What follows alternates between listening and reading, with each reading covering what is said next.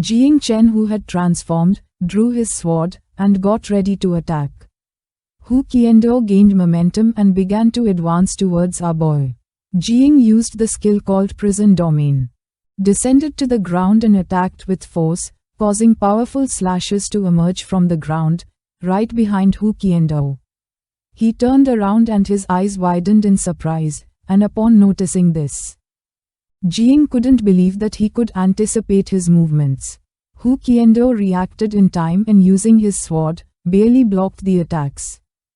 And his body was sent flying backward by the impact of the attacks, breaking the ground into pieces. Jing decided not to stand idly by and take advantage of this moment. Our boy used the celestial sword of the infernal seal and launched several powerful energy-made slashes toward Hukiendo. Hukiendo stood up and tightly grabbed his sword, ready to defend himself. Realizing that Jing attacked without stopping, Hukiendo tried to defend himself from the attack, but his efforts were in vain. The slashes that Jing had launched made Hukiendo's body fly and fall into the red liquid. His body began to sink into the liquid, making him scream in pain. Jing approached the cliff and stood silently watching. The eyes of our boy began to shine with rage, because for him, this was boring. He thought that if Hukiendo kept pretending, he was really going to die. Hukiendo finally revealed his true form. He was an old man with white hair. His body became gigantic and, while his eyes shone with fury, he prepared to fight. Shouting that Jing was shameless and too arrogant, Jing remained calm and his mind filled with curiosity. He did not know if his soul had completely separated. Hukiendo began to stare at our boy and revealed that, although he could no longer hide, if he killed him, he could still redeem himself with merits. Upon observing closely, Jing noticed that Hukiendo was a rather powerful divine soul, almost in the 9th transformation, and that his true enemies had made an effort to kill him. Hukiendo made appear a sword made of evil energy called Demonic Shadow of the Mad Sword and adopted an offensive stance, ready to kill Jing. Not long after, a circle appeared on Jing's chest. His attention fixed on it and his eyes widened in confusion and surprise. Realizing that it was vital energy, Hukiendo had blocked it with eyes shining with rage. Hukiendo forcefully swung his sword. Hukiendo's sword transformed into powerful dragons, which began to stare at him intently with a piercing gaze.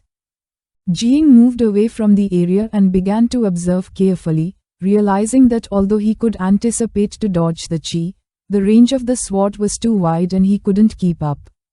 While his body was emitting a powerful red aura, Jing decided to stop running, grabbed his sword tightly, and while his eyes were shining with determination, he remembered that his war god transformation was about to run out. He had to risk everything, so he unleashed the Hell Prison. In the blink of an eye, Jing unleashed hundreds of slashes, cutting the dragons into pieces. Noticing this, Hukiendo couldn't help but feel furious. He couldn't believe that Jing had destroyed the summoned dragons with his sword. Hukiendo began to show a confident smile. Seeing this, Jing felt furious and clenched his teeth tightly. A mere half-draw wasn't enough. He had to find a way to win in one strike. At the same time, Seo-chan was sitting on top of the ancestral tree branch and with a sincere expression informed our boy that his ability, Overlord War God, had a technique called Imperial Prince Troop Formation, and because of this, both the 9 Wings and the Red Armor Beetle were essentially his troops. With a confused gaze, Jing began to touch his head and questioned what she meant by this. While Hukiendo's eyes were shining, he prepared to finish off Jing. Our boy decided not to stand idly by and using his sword, first decided to cut off the vital energy that Hukiendo had summoned. Jing moved backward and while his eyes were shining with determination, he began staring intently at Hukiendo. Activating his technique called Imperial Armor of 1,000 Shields, causing fire to begin emerging from his fist. Hukiendo made his sword transform into dragons again. Jing decided to counterattack, throwing a fierce punch, causing his energy and the dragons to clash with each other. Jiang asked Xiujia to withstand the attack for him. Xiujia manifested, and while his eyes shone, extended his hands and began to block the attack. Our boy revealed that if he didn't resist, his sister was going to devour him. Once Xiujia managed to withstand the attack, Jiang focused and using all his power, decided it was time to counterattack and destroyed the dragons into pieces.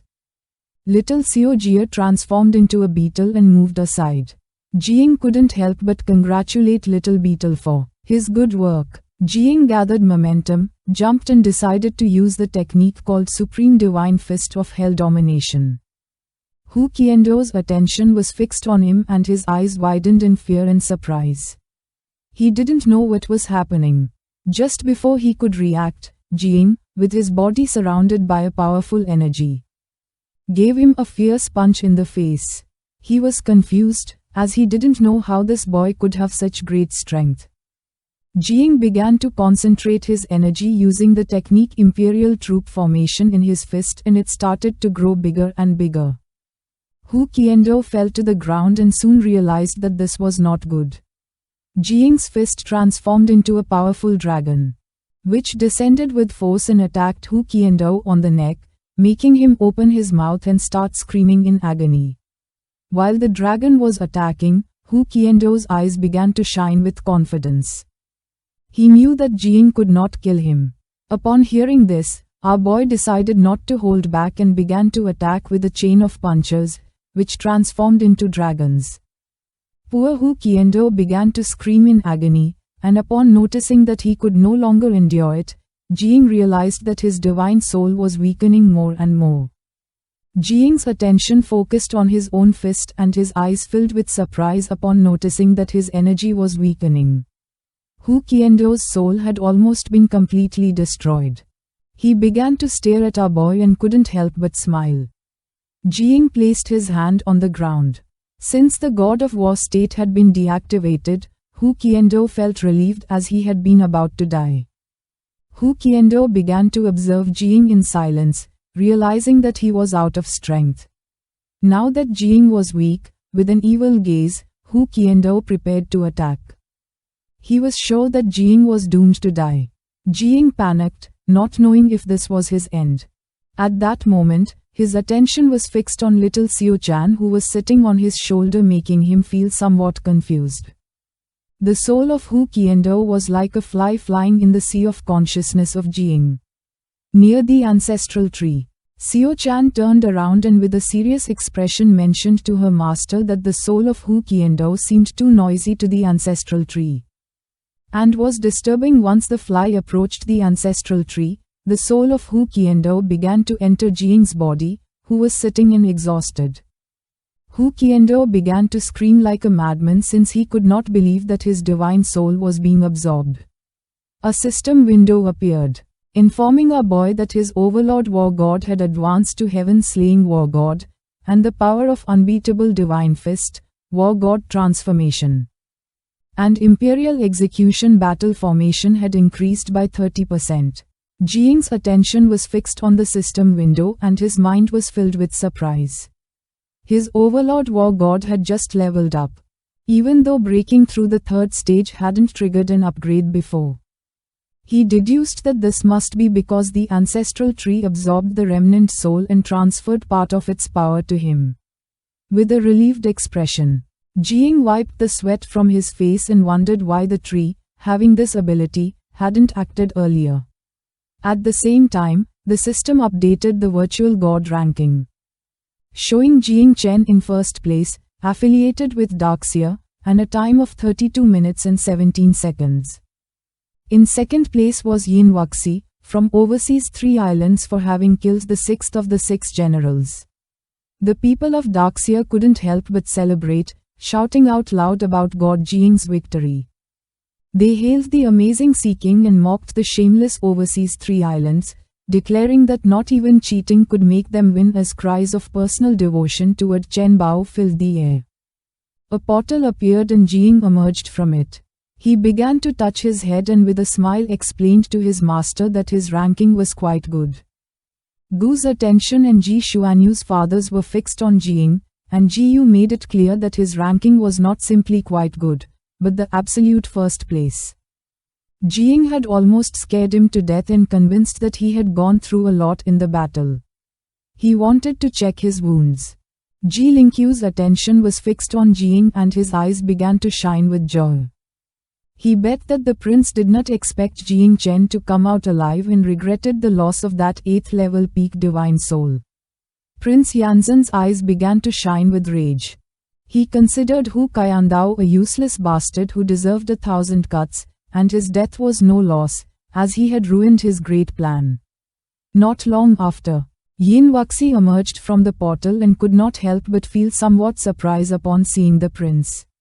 Upon hearing his voice, the prince's attention turned toward him. Yin Wuxi knelt down, lowered his head before him and informed him that his disciple Wuxi had claimed first place with honor and without disgrace. The prince's eyes began to shine with rage, while, on the other side, Ji Lingqiu began to laugh out loud. He mentioned that, regardless of confidence, one should check the ranking before celebrating. Even if one didn't look at the ranking, at least they should find out which side was cheering. Upon hearing this, Yin Wuxi panicked and upon observing carefully saw the virtual god ranking. In first place was Jiying Chen. And in second place himself, Yin Wuxi, realizing that he had not come in first place. He was so in shock that he began to speak blood.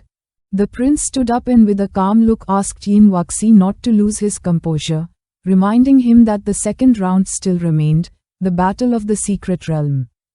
Yin Wuxi began to gaze at the ground in silence. Jiying, Ji Yu, and Ji Xuanyu's father began to talk among themselves. Yin Wuxi stood up and his body began to emit an intense energy. His eyes began to shine with rage. The name of Jiying echoed in his mind with fury, and he wished to kill him. This is the end of the video. If you guys want to see the next part,